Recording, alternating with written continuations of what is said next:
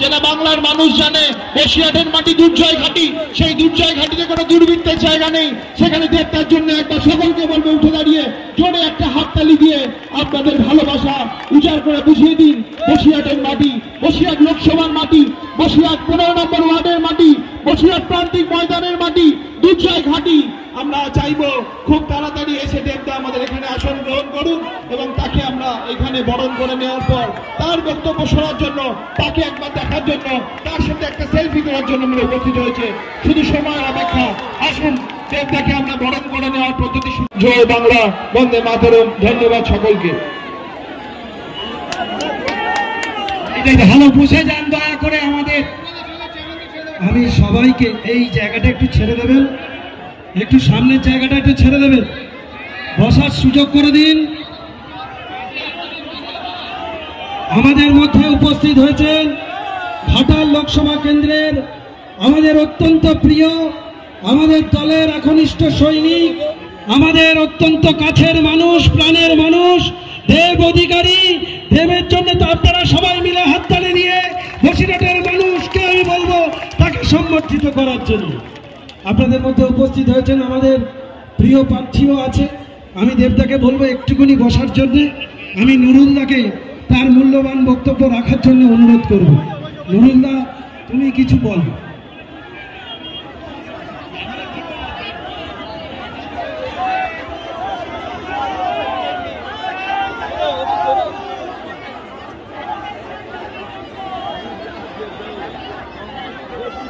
আজকে এই সভার সভাপতি আমার ভাই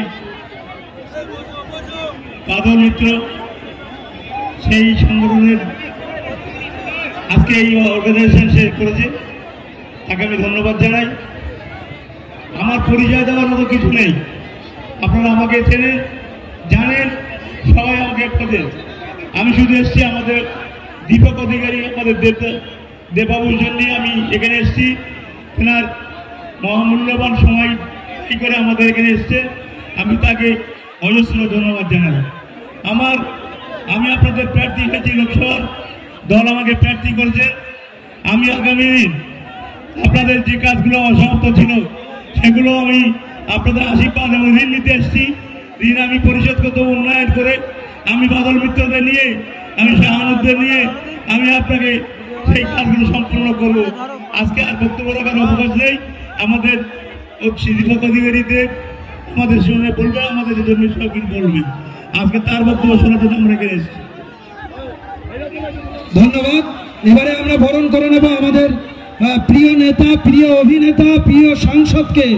আমরা দেবতাকে বরণ করে নেব। আমাদের চেয়ারম্যান অদিতি মিত্রকে বলবো প্রথমে আমরা ব্যাজ, উত্তরীয় এবং ফুল দিয়ে বরণ করে নেব। দিয়ে কি হলো, নিয়ে আসবি তো, ইয়ার কি নাচ্ছিস?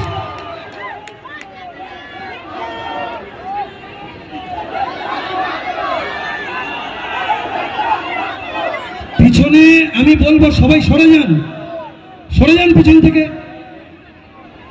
বরণ করে নিচ্ছেন হাততালি দিয়ে, আপনারা সম্বর্ধিত করুন সবাই মিলে। আমাদের মধ্যে আমরা একটা পিকচার দিয়ে আমাদের সমস্ত কাউন্সিলর, আমাদের ভাস্কর, অভিজিৎ এবং যারা আছে, আমি প্রত্যেককে বলবো এই ছবিটা দিয়ে দাদাকে বরণ করে নিতে। বসিরহাটের তরফ থেকে আমরা দাদাকে বরণ করে নিলাম। তন্ময় সামনে।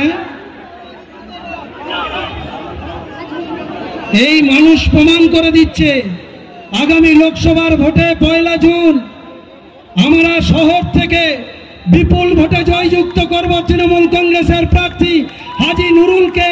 আমরা সংসদে যেমন পাঠাবো এবং এই শহর থেকে আমরা বিপুল ভোটে তাকে জয়যুক্ত করে পাঠাবো।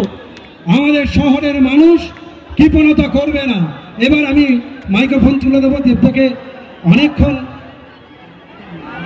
আপনারা বসে যান, আপনারা বসে যান, পিছনের স্টেজে যারা আছেন বসে যান, নানা নিচে নেমে যান, কেউ দেখতে পাচ্ছে না। সরে যান, আপনারা সরে যান, পিছন থেকে সরে যান, কেউ দেখতে পাচ্ছে না। দেবতাকে বলার সুযোগ করে দিন, জায়গা দিন। কেউ ছুড়বে না কিচ্ছু।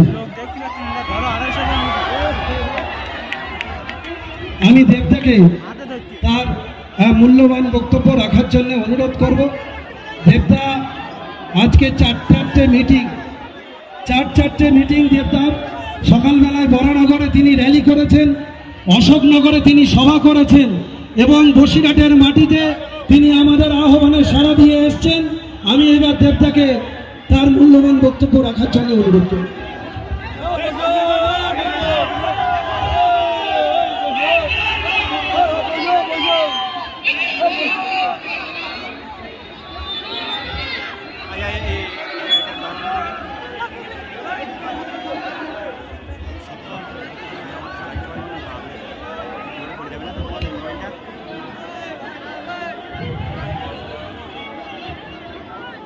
নমস্কার।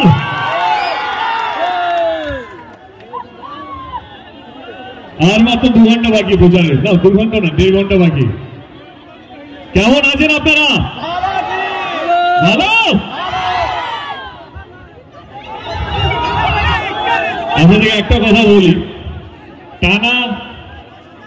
টানা 3 মাস আপনি বসুন, টানা 3 মাস ধরে প্রচার চলছে, মানে আমারও, এবং এইটা এই বসিরহাটে আজকে এটা আমার 2024-এ এটা আমার শেষ প্রচার। কেউ বসে না, দাঁড়া, আপনারা দাঁড়িয়ে যান, শুধু আপনার 10 মিনিট লাগবে আমার, দাঁড়িয়ে যান। Thank you. আগে চলে আসি 1 জুন আমাদের নির্বাচন, তাই তো? কি বলি বুঝে উঠতে পারছি না। শেষ প্রচারে শেষ দিনে এসে আমার মনে হয় এতদিনে আপনারা সবই জানেন, বোঝেন এবং ভেবেও নিয়েছেন কাকে ভোটটা দেবেন।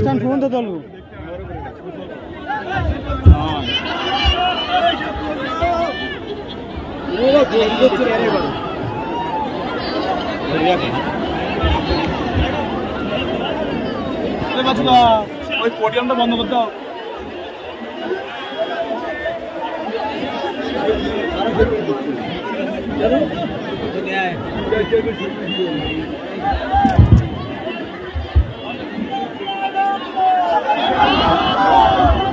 যেটা বলতে আসছিলাম, 5 জন নির্বাচন, তাই তো? আমি আপনাদেরকে জোর করতে আসিনি যে আপনারা আমার প্রার্থী বা আমার দলকে ভোটটা দেবেন, এটা আপনাদের গণতান্ত্রিক অধিকার। আপনারা যাকে ইচ্ছা ভোট দিতে পারেন, কিন্তু হ্যাঁ, দেবার আগে ভাববেন সেই দল, সেই প্রার্থী, তার দলের কর্মীরা সত্যি কি আপনাদের পাশে ছিল? সত্যি কি আপনাদের যখন আপদ বিপদ যখন হয় তখন কি তাদেরকে খুঁজে পাওয়া যায়?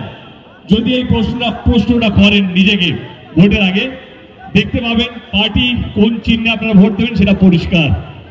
আমি গত 10 বছর ধরে রাজনীতি করছি, কোনোদিন আমি আজ অব্দি 10 বছরে জোর করে নিয়ে গিয়ে আমি গেছি বলে আপনারা ভোট দিতে হবে, না না না না। এটা আপনার গণতান্ত্রিক অধিকার, আমারও গণতান্ত্রিক অধিকার, আমি যাকে ইচ্ছা ভোট দিতে পারি।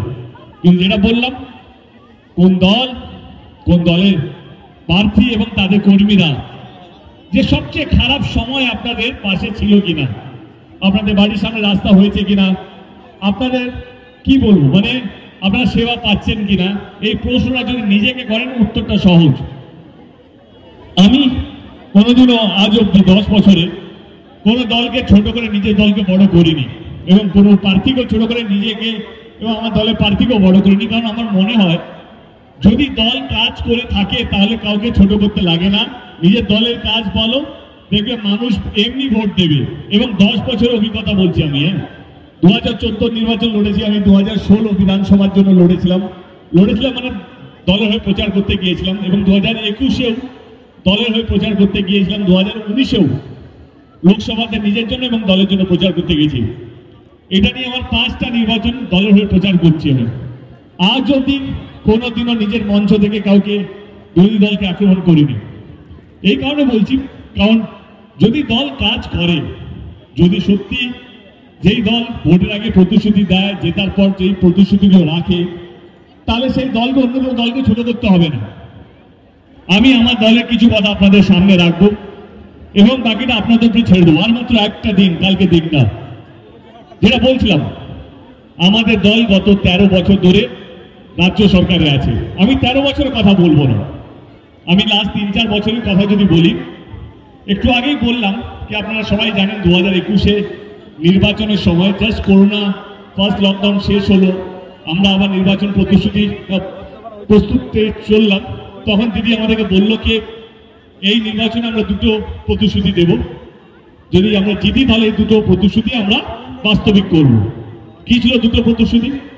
একটা ছিল লক্ষ্মীর ভান্ডার আর একটা ছিল স্বাস্থ্য সাথী কার্ড। আমরা গ্রামে গ্রামে বিভিন্ন বিধানসভায় গিয়ে বলেছি যে যদি আপনারা আমাদেরকে ভোট দেন তাহলে এই দুটো প্রকল্প আমরা নিয়ে আসবো, যেটা বললাম, একটা লক্ষ্মীর ভান্ডার, একটা স্বাস্থ্য সাথী কার্ড।